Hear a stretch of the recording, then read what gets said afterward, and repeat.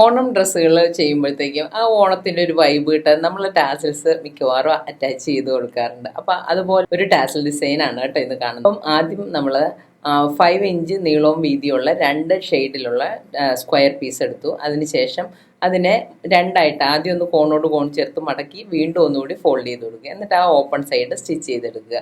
അടുത്ത പീസും അതേപോലെ തന്നെ മടക്കി സെൻറ്ററിൽ ടാസൽസിൻ്റെ ത്രെഡും കൂടി വെച്ച് കൊടുത്ത് നമ്മളൊന്ന് സ്റ്റിച്ച് ചെയ്തെടുക്കുകയാണ് കേട്ടോ.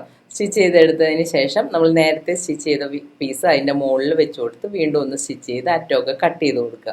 അതിനുശേഷം നമ്മൾ അതിനെ വിടർത്തി വെച്ചിട്ട് ആ സ്റ്റിച്ചിങ് അലവൻസ് വരുന്ന ആ ഒരു ഭാഗത്തിൻ്റെ 2 എഡ്ജുകൾ തമ്മിൽ ജോയിൻ ചെയ്ത് നൂല് സൂചി ഉപയോഗിച്ച് നമ്മൾ അതിനെ ഒന്ന് നോട്ട് ചെയ്ത് കൊടുക്കുക. ആ ഓപ്പോസിറ്റ് സൈഡും നമ്മൾ അതുപോലെ തന്നെ നൂല് സൂചി ഉപയോഗിച്ച് ഒന്ന് നോട്ടിട്ട് കൊടുക്കുക. അതിനുശേഷം നമ്മുടെ കയ്യിലുള്ള ഇഷ്ടമുള്ള ഒരു ബീഡ്സ് ഉപയോഗിച്ച് നമ്മൾ അതിനെ ഒന്ന് ഡെക്കറേറ്റ് ചെയ്തെടുക്കുക കേട്ടോ.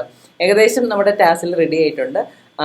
നമ്മുടെ ആ ഒരു 2 ഫോൾഡിങ് വരുന്ന ഭാഗം ഒന്ന് ചെറുതായിട്ടൊന്ന് മടക്കി കൊടുത്തു കഴിഞ്ഞ് കഴിഞ്ഞാൽ നമ്മുടെ ടാസിൽ റെഡിയായി. അതുപോലെ തന്നെ ജാൻസ് ക്രിയേഷൻ്റെ ക്ലാസ്സുകൾ ജോയിൻ ചെയ്യാൻ താല്പര്യമുള്ളവർ ജാൻസ് ക്രിയേഷൻ്റെ ആപ്പ് ഇൻസ്റ്റാൾ ചെയ്യാം കേട്ടോ.